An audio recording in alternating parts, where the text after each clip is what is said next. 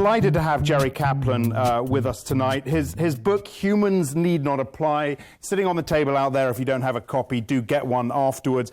I mean, this is how I would describe it. A candid call to arms is a phrase that Jerry's used for bold ideas to ease the transition through the next industrial revolution. I don't know if that's a fair way of putting it. Jerry is widely known as an entrepreneur, an innovator, an author, and a futurist. He founded a number of Silicon Valley startups. So this is his second, if not his third career. Jerry Kaplan. There's some common wisdom about artificial intelligence that I'd like to debunk, in my view. And that is that what we're doing in artificial intelligence is we're building increasingly intelligent machines. And that these are becoming more and more intelligent, and sometime soon they might surpass human capabilities. And when they do that, they're going to start to steal our jobs and possibly even escape human control. And then they're going to take over the world. Now, I'm going to present the case today that narrative is basically very misguided and, in fact, counterproductive for solving the kinds of social problems that the field is actually going to create. A much better and appropriate framing, which is really supported more by actual historical and current events that are going on, is that AI is really simply a natural expansion of the long-standing efforts to automate tasks that dates back at least to the Industrial Revolution. And then I want to talk, after I explain this reframing, about the consequences of that and how that rethinking of the field leads us to different kinds of conclusions about what we need to do. So what is artificial intelligence really? I have some bad news for you. I've done a lifetime of work in this field. I started over probably 35 years ago. I'm a really old guy. And I've done a great deal of reflection on this question of what is artificial intelligence and the question of whether machines can think. And my reluctant and disappointing answer is very simple: no. At least they can't, or they don't think the way that people think. And so far, at least, there's really no roadmap from the stuff that we're doing today to with the stuff you see in the movies. So machines are not people, and there's simply no persuasive argument that we're on that path to providing generally intelligent, sentient beings, despite all the stuff that is fun to watch on TV. But wait a minute, you might say. Can't they solve all kinds of complex reasoning and perception problems? Well, the answer is sure.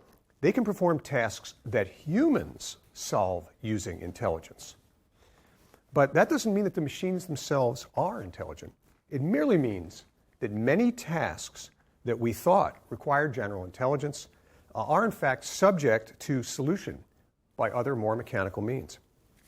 There's an old joke in AI, I'd be curious if you guys have heard it, that once you've solved a problem in AI, it's no longer an AI problem. Well, I don't think that's a joke.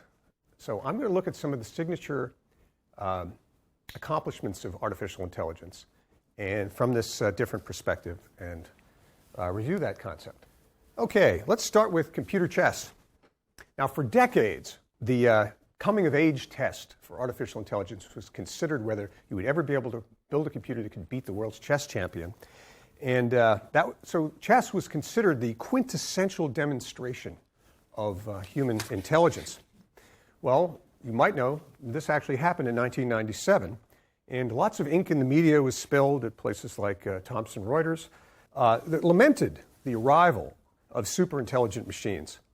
And there was all kinds of hand-wringing over what this meant for the future of mankind. But the truth is, it meant nothing. Other than that, you could do a lot of clever programming and use the increasing speed of computers to play chess. So then people said, okay, not chess. How about driving a car? Surely they'll never be able to drive a car. That requires all kinds of real-world knowledge and skills. Well, as you guys probably know, in 2004 at the DARPA challenge, at least in the US, this bulwark of human supremacy of driving a car was breached.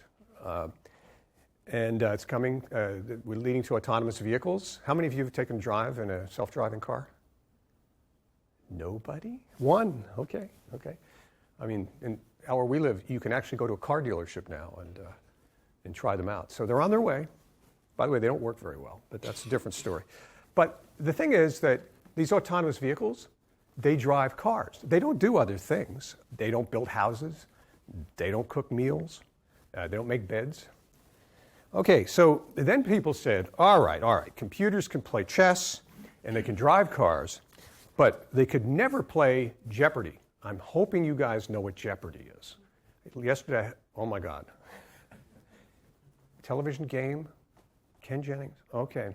It looks like that. It's a TV show. It involves a lot of wordplay and reasoning, and you've got to ring in very quickly. Ever heard of IBM's Watson?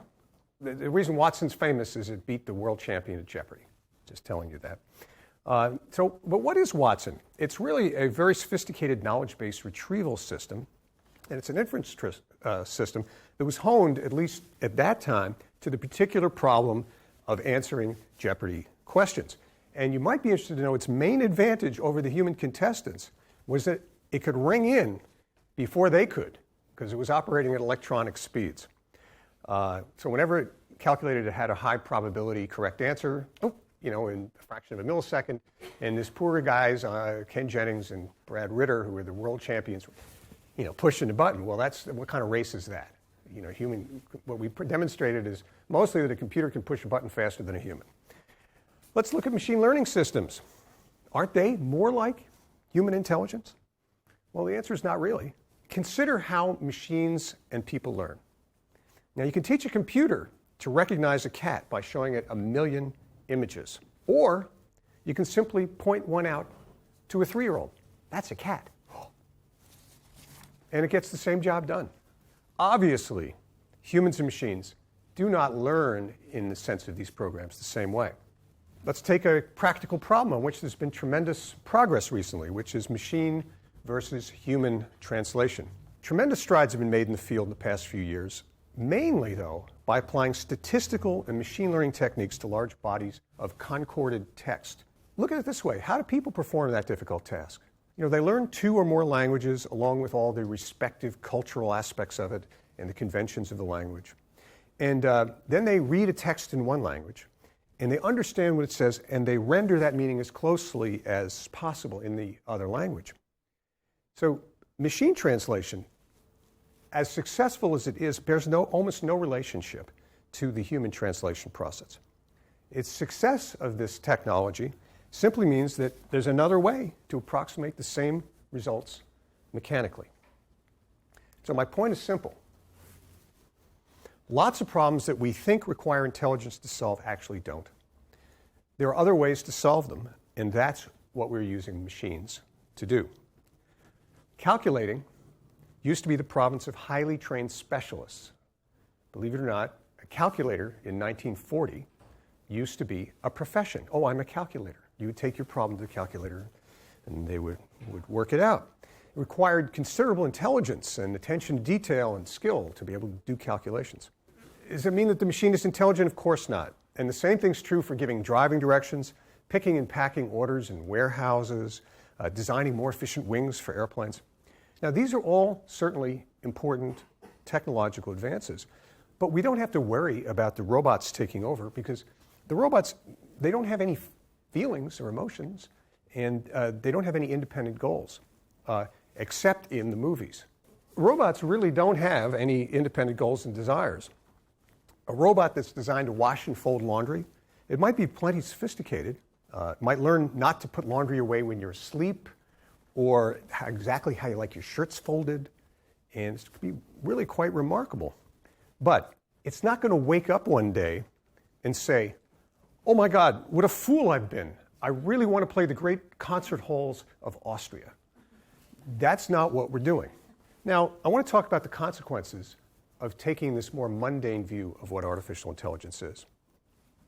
It's certainly true that artificial intelligence is going to have a serious impact on labor markets and on employment, but perhaps not exactly in the way that you expect. If you think of machines in the superintelligence framing as becoming ever more intelligent and threatening our livelihoods, the obvious solution is to prevent them from getting smarter and to lock our doors and arm ourselves with tasers so we can shock them when they come to take our jobs. Let me just review some potential future headlines. In the New York Times, robots steal jobs at record pace. But the Wall Street Journal or Thomson Reuters might have said, profits rise as worker productivity soars. My point being, those are really the same thing. The robots are definitely coming, but they're not exactly coming for our jobs. Machines and computers don't actually perform jobs. They automate tasks. Now, except in extreme cases, you don't roll in a robot and show the person to the door and kick them to the curb. Instead, what happens is the new technology hollows out and changes the jobs that people perform. Even experts, lawyers and doctors and accountants and all that, spend most of their time doing mundane tasks. These are repetitive tasks, like they review lab test results, or lawyers draft simple contracts. They write straightforward press releases in the press. They fill out paperwork and forms. Now, that's on the intellectual side. On the blue-collar side, lots of workers do simple tasks like laying bricks and painting houses and mowing lawns and driving cars and loading trucks and packing boxes, taking blood samples, fighting fires, delivering mail and directing traffic. And many of these intellectual and physical tasks require straightforward logic or simple hand-eye coordination of some kind. And there are a bunch of new technologies, many of which you're probably working on right here, that are mainly driven by artificial intelligence techniques that are poised to automate a lot of these routine tasks. So if your job involves some kind of narrow, well-defined set of rules, and many jobs do, then indeed your employment is at risk. But if you have a broader set of responsibilities, or if your job requires a human touch, such as expressing sympathy or providing companionship, I don't think you really have very much to worry about. Now I pulled these off of, I think, the Bureau of Labor Statistics job description site in the US. Look what bricklayers do. They lay bricks. Pretty simple. This is a licensed practical nurse duties. That's somebody who assists a nurse in the US. Ensuring patients and their families understand release instructions. We're not going to be automating that with a computer. Saying, do you understand the release instruction? It just doesn't work that way. And they actually list providing emotional support. You're not going to have robotic undertakers that you're going to go to that's going to say, I am so sorry for your loss. I mean, it's just meaningless. You have to have some kind of human connection to those people. So whose job do you think is at risk here? Obviously, the bricklayer. But most jobs actually involve a mix of general capabilities and specific skills. So as machines perform more and more of the routine activities, the plain fact is that you need fewer people to get the job done. So what is one person's productivity enhancing tool is another one's, we call them in the US pink slips. You use that term here? Basically, you're fired. Or more likely what it is you just don't hire as quickly, or there's another job opening that isn't open. Automation, whether it's driven by artificial intelligence or not, changes the skills that are necessary to perform that work. And the resulting loss of jobs is what the economists call structural unemployment. And that's the mismatch of the skills to the needs of the marketplace. The more pressing problem posed by AI workers is not so much a lack of jobs, it's the training that's required to perform those jobs. Historically, as automation has eliminated the need for workers, the resulting increase in wealth has eventually generated new kinds of jobs to pick up the slack. And I see no reason why that pattern is not going to continue. It absolutely will. But the key word there was eventually. 200 years ago, you might be surprised to learn that 90% of the US population worked in agriculture. Basically, what it meant to work was to grow stuff and work in the fields. Now today, less than 2% of the US population is actually involved in agriculture, and they were able to feed everybody. So, oh my God, is everybody out of work? Of course not. We've had plenty of time to adapt over that 200 years. So, if it happens quickly, that's when we have a problem, and that's what we're seeing an acceleration in. So what are the jobs of the future? You've probably seen, maybe you've seen this article out of Oxford saying 47% of jobs are going to be eliminated. Well, that's true, sort of, but there are going to be new kinds of work. So what are the jobs of the future? And they're really jobs that inherently involve personal touch. These are demonstrations of skill or person-to-person interactions. We're not going to be going and watching robots race cars. It's just not interesting. So I really don't see why we can't be a society of competitive gamers and artisans, personal shoppers, and flower arrangers, and tennis pros, and party planners, and no doubt a lot of other things that don't exist yet. You might say, well, who's going to do the real work? The guy 200 years ago in agriculture wouldn't think we're working at all. They would think we were crazy, the stuff that we're doing. Like, you're not working. Look what you're doing. That's the people of the future will think what we're doing is silly. You can buy a machine to go do it. That's the good news. But the bad news is it takes time for these transitions to happen. And a new wave of artificial intelligence-enabled applications is likely to accelerate the normal cycle of job destruction and job creation. So we need to find new ways to retrain displaced workers. That's the challenge that we have. I'm telling you the problems now. After I'm done scaring you, I will give you more comfort that there will be things for you to do when you get out of school. There's another dark cloud that relates to advances in artificial intelligence. And while it's true that automation actually makes society richer, there are very serious questions about whose pockets are filled by that increased wealth. Up until about 1970, on and off, we have found ways to distribute the economic benefits of increased productivity pretty broadly across society. And this supported the rise of what's called the mythical middle class. But it doesn't take much to see that those days are over. A small group of people are getting very wealthy, and the average has gone up, but the median has stayed down. You guys are engineers. If you don't understand what that distinction means, you shouldn't be here today.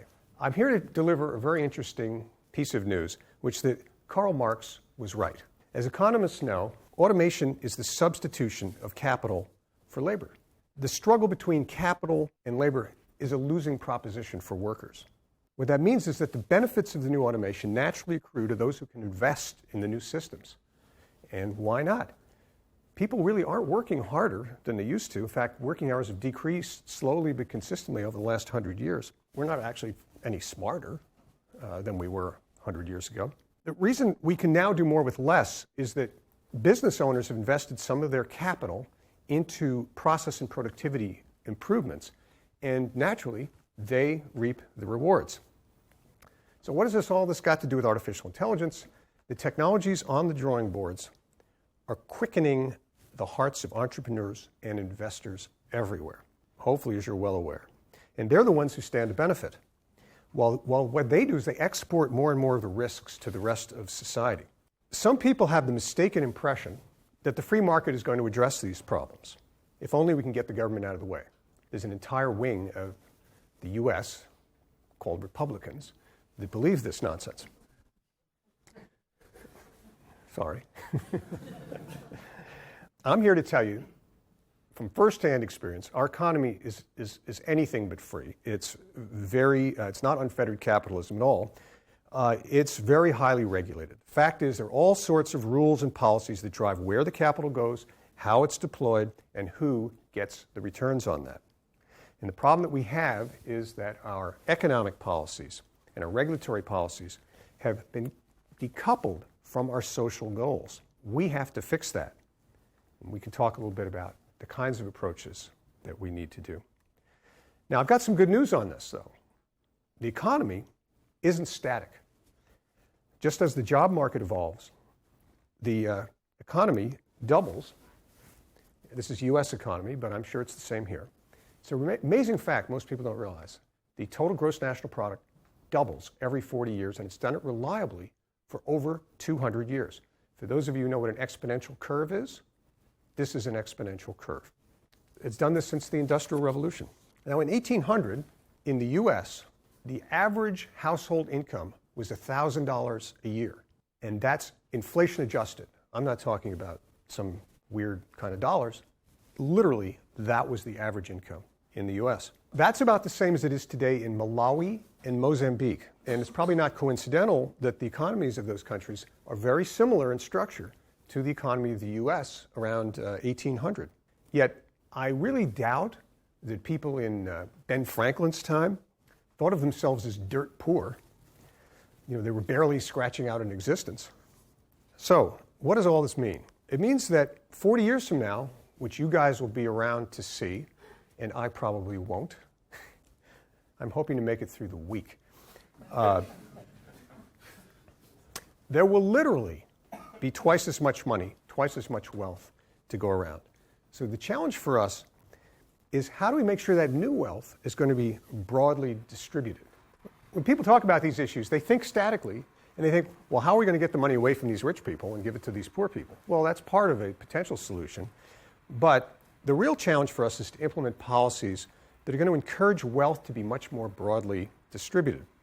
We don't have to steal from the rich and give to the poor. What we need to do is to provide the proper incentives for entrepreneurs and businesses to find better ways to benefit a larger swath of society. So let me wrap things up. I don't want you to think that I'm anti-AI. Nothing could be further from the truth. I think its potential impact on the world is similar to, and I'm not exaggerating about this, similar to the invention of the wheel. But we need to think of it not as some sort of magical discontinuity in the development of intelligent life on Earth, some kind of pixie dust you sprinkle into the computer and it suddenly becomes smart. But you have to think of it as a collection of powerful automation tools that can transform our livelihoods and vastly increase our wealth. So the challenge that we face is that our existing institutions, without some enlightened rethinking, run a serious risk of making a complete mess out of this opportunity. So I'm supremely confident that our future is very bright, that it's more Star Trek than Terminator. But the transition to that world may be brutal and it may be protracted unless we really pay attention to the issues that I've tried to raise today. We really have to find new and better ways to ensure that our economy doesn't just motor on, going faster and faster, while throwing ever more people overboard. Our technology and our economy should serve us, not the other way around. Thank you very much. All right, let me just start with this, and I'll dive straight in. I've got a 10-year-old daughter. What should I be telling her to look forward to do in her profession? That's a really good question. This is one upsmanship. I have 4 daughters. The youngest is 17. She just called before I got here saying, I'm late for school, what should I do? I was like, this is the modern world. I'm 5,000 miles away. And she wants me to do something about this. I'm sorry, I'm going to give a talk, and the oldest is 23. 2 of them just got their first jobs. And the peculiar thing about this is that neither of the jobs that they got existed 10 years ago. Right. One of them does social media promotion for restaurants in San Francisco. And the other one works at a company called Udacity. It's an online education company. Didn't exist 10 years ago. And they're just right out of college, right out of school. Are those the sorts of jobs you think they should be getting, though? I think those are. They fit into that category of jobs that aren't going to be taken over by computers. I agree. I do think so. But to answer your question a little bit more directly, you know what they're looking for now at companies like Udacity? They don't expect people to have any experience in what they're doing. They look for a broad liberal arts education. Sorry to tell you that, all you engineers. It's fine to be an engineer. But if I was, what you want to do for a 10-year-old is make sure that they learn good critical thinking skills. And then we have to stop thinking about education as you go along, you get some general education, then you learn a profession, and you're stuck in that profession for the rest of your life. We have to begin to think of education as an ongoing process of retraining. I've got a PhD in artificial intelligence, and I've been arguing at Stanford that we should put expiration dates on those. You get out with your PhD, and in 5 years you don't have one anymore. Mm-hmm. You got to go back and get retrained. So for me, I've got, as I say, the technical training in artificial intelligence. Before that, I have an undergraduate degree from the University of Chicago in history and philosophy of science. And people often say, well, what was the most valuable part of your education? It was that, because they taught you how to think. Yeah. Well, I got a degree in history, medieval history, and I'm a journalist now, and I think computers could probably quite easily do my job, or at least a big part of it. The legal profession is something that you mentioned in your book. It's something I've spoken about as the white collar, that it might be at danger of being taken over by automation. Would you advise anyone to go into the profession as a lawyer now? No. Really? As simple as that? Simple as that. In fact, I had a niece. She's, I'm going to law school. I'm going to be. They're thinking Perry Mason. Is that too old a reference for this? We get it. Here's the problem. It's supply and demand. It's economics. The legal profession is in crisis for employment. The Stanford Law School, which is one of the top law schools in the U.S., is desperately trying to figure out what to do because the price that they charge for a legal degree doesn't pay back. I think only a third of graduates of U.S. law schools get a job within 2 years, I think it is, that require them to pass the bar exam. Now, that doesn't mean that you're going to have robots in court going, Your Honor, my client is not guilty. That's not what you're going to have. The thing is, most of what lawyers do is they write simple contracts, they prepare estate plans, they read through what's called discovery. I don't know if that's, prepare for trial. Yeah.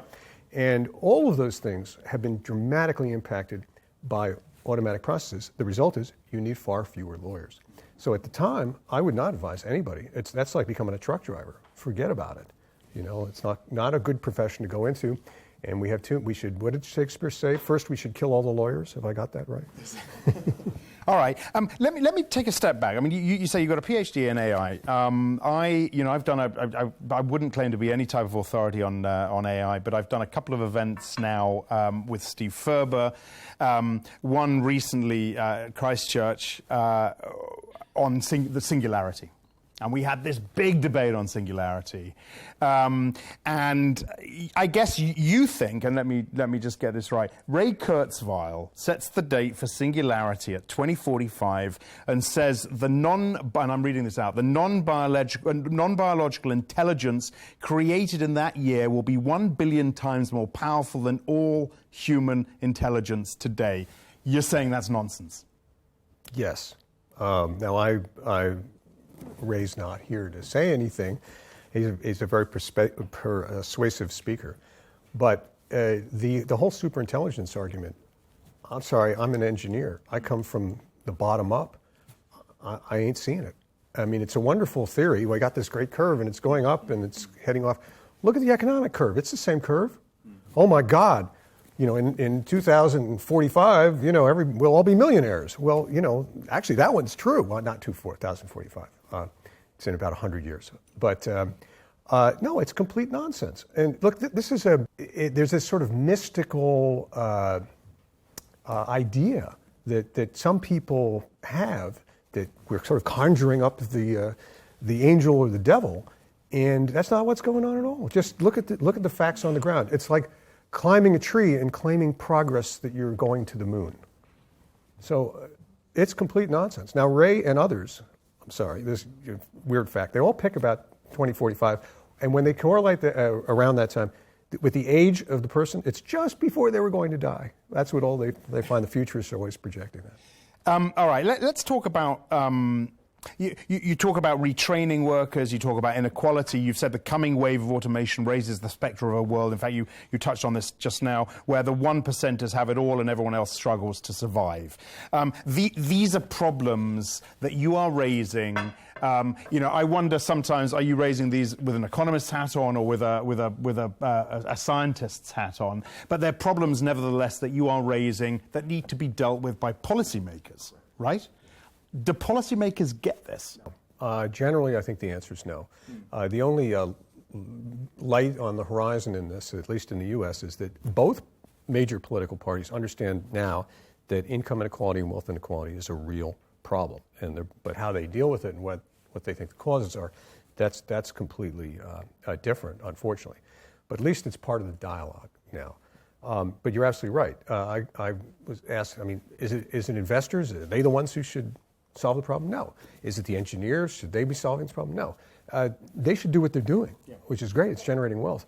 But it is absolutely what you said. It's a policy problem. I'm not a policy expert, but we're not thinking about the policies in the right way. And, okay, so you're not optimistic in any way then? Well, I wouldn't necessarily say that. This is a problem and policymakers are not addressing this problem. They don't even see it, maybe. I do think that's the case. I think that, and a lot of it is just how you're framing this problem. The robots are coming, lock the door. Yeah. It doesn't help you to understand what's really going on. Now, you have to talk about the timeframes, though. In the short run, it's just like what happened during the Industrial Revolution. Oh, great, now we have machines that can weave. And, the weavers are all starving, and it's the same thing. It's just a modern version of that same process. But after all the weavers grew old and died in poverty, everything was great. We're gonna be there too. The question is, do we want to change the policies to make a more humane path to a better future? And you say in your book that we've got about 50 years of pain before things, of this transition, before things get better, unless we address this issue and try and harness the strengths, right? Mm-hmm. So what are we looking at? What do we need to do?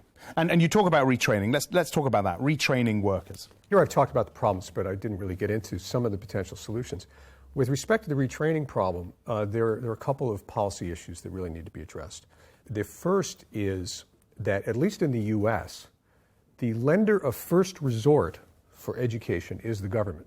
They're the ones who underwrite it. And they're not an economically motivated institution. So they'll give you money to go to school, but they won't tell you what you should go to school and do. And they're not looking at, well, are you going to make money when you get out of school? Will you ever be able to pay that back? So we're not investing in education. We're giving away money to people, and then after they graduate, you're on the hook to pay back that loan, even if you don't have the money. The lenders are thinking about, am I going to get my money back? They're only going to give you money to do things that they believe are going to generate an economic return. And that fixes that whole system. It also gives you a relatively limited risk way of gaining the new skills that you need. I call this in my book a job mortgage, and I do that because most of you probably don't have mortgages if you're students right now, but the mortgages, you may not know, you're not on the hook. All your assets are not on the hook. It's secured solely by the real estate. And here I'm saying it should be solely secured by your future income. So there was actually a big push in the United States to increase home ownership, and these were new financial instruments that were put in place and policies that allowed mortgages, the whole mortgage market, to be created. So we need to do the same thing for education. Is anyone doing it? There are a few. There are a few. I'm not the only guy talking about this kind of stuff. Interestingly enough, though, they're private parties. And look, if it's a good investment opportunity, the money will come. The problem is, the dumb money is the government. I guess you need to prove that this works, this job mortgage system. You almost need to put a program in place with a bunch of guinea pigs and show policymakers that this is something that will work. I think that's true, and it's not at all impossible that there will be pilot programs. Even the government, well, I'm not sure the government is good because they don't have an incentive to make sure that the whole thing pays back. That's part of why the whole mortgage system got messed up in 2008. But it definitely can be done. There are parties trying it. It's an opportunity to invest. And contrary to what I said in my talk, I think this is where the government's got to get out of the way and let things happen. We just don't have the right framework and the right policies. If the government was providing water for 2 cents for free to everybody, they wouldn't be selling bottled water like this, it's the same kind of problem. You mentioned the private sector. What about the private sector getting involved and getting behind this? The Bill Gateses of the world, the Gates Foundation, the Bill and Melinda Gates Foundation, foundations like that getting behind ideas like this. Is there any scope there? Is there any hope there? Yes, I think there very definitely is. There are a lot of enlightened rich people, if I can describe them that way, who are very interested in solving these problems. And there are pilot projects. There are things being tried. But as you say, there has to be some proof. If you want to be the first one to do a house mortgage in 1930 and not know whether or not you're ever going to get your money back. Right. So you have to take baby steps and make that happen. But I think, again, it's just a policy issue. Do we think that's a good idea? That's just one idea. It's not original to me, really. I mean, Milton Friedman talked about this, about this type of securing education. And I just think we need to move in that direction. I don't think that one's going to be terribly controversial because it's a privatization that hits all the right buttons. They need to get you to go to Davos and do a talk at the World Economic Forum, where all the private sector guys and the policymakers get together and I mean that's the sort of refreshing kick that I probably shouldn't say that these meetings often need. And entrepreneurship as well is another way of making this work, right? And that is being pushed on all fronts, of course. And it's something we were talking about last night. But That's true. But, entrepreneurship means a lot of different things to different people. Yeah. Right now, you think of the Steve Jobs of the world, that's not, you start a company, that's entrepreneurship. But entrepreneurship, the guy who opens a little fruit stand over here on the corner, who thinks, hey, people who walk out of the underground right here, they're going to want to buy that. That's an entrepreneur too.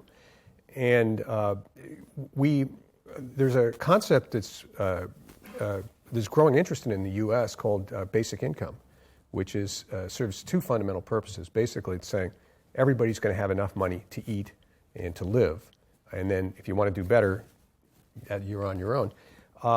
There are two views of that. There's what I think has been proved by economists, actually, to be an incorrect view, and it's widely spread that, well, that's just welfare and people aren't going to want to work.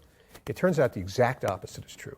Once you know that you're not going to starve, now you're willing to take risks, you're willing to become an entrepreneur, you're willing to try stuff out. I want to go back and talk a little bit more about AI. I personally find it fascinating. We know your views of singularity, but regulation and ethics are two things that I think it's worth us talking about, because, of course, that fits in with this economics and this equality argument as well. How far have we got in terms of thinking the right way about regulating this sort of discovery? Well, the main reason to regulate it is if it's going to cause problems. And we have sort of a whole different talk that I could give for another hour. There are very serious ethical issues that are raised by the types of autonomous systems that we're currently building and its applications in the military. And these are really near-term ethical issues. The autonomous vehicle people that I interact with are really worried about a lot of these issues. You might think, well, it's easy. You build the car and it just has to obey the law. But it turns out laws don't really work that way. I'll give you an example. Where I live, speed limit might be 55 miles per hour and the traffic travels at 70. And it would be very dangerous to have a bunch of autonomous vehicles going slower and everybody moving around them just because they're obeying the law. So what should they do? Well, obviously they should go at the flow of traffic. And that's what they do, actually. So, but, what's going to happen when it causes an accident or, well, your autonomous vehicle is speeding. Do you get the ticket? Who deals with those kinds of things? And there are very serious ethical issues, like prioritizing in those rare circumstances where the car can and should make a decision about who's going to die, whether it's going to run off a cliff with you in the car to save a school bus full of children, and they really have enough information to be able to adjudicate those things on the fly. These are very serious, and I've been at meetings with philosophers and ethicists and all this, and we're struggling through some kind of framework. I've been arguing at Stanford that probably within about 10 years we're going to have a course sequence in ethical computation, which is how do you take principles of ethics and incorporate them directly into the decision-making systems that will be working in these AI I don't want to sound like a complete heathen, but autonomous cars aren't driving around the streets right now, are they, in the US? Oh, yeah, they are. They are? Yeah. It's done? It's integrated? No. Well, wait a minute.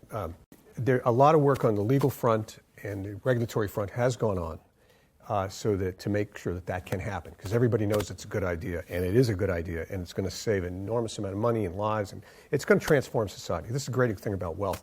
I'll state this. We don't probably have time to go into it in any detail, but the estimated savings for autonomous, if we have autonomous cars in the U.S., is $1 to $2 trillion a year. It's 15% of the U.S. GDP. And you can back that up. That's just pulled out of the air. It's incredible. So they're very interested in making this thing happen. Not to mention 30,000 people a year are killed, and these cars make far, far fewer mistakes than human drivers. You can drive up and down the highways where I am, and you'll see autonomous vehicles. There aren't a lot of them. And they're starting with highway driving. Contrary to what you might think, highway driving is simpler to automate than local street driving. But if you're commuting to work, maybe 80% of your time is on the highway. You go up there and you push a button. I want to thank you for your insight. Great to see you in Davos at the World Economic Forum talking about this stuff, because it brings two very different things together, fascinating things. So thank you very much indeed. Thank you so much. Jerry Kaplan, everyone. Thank you.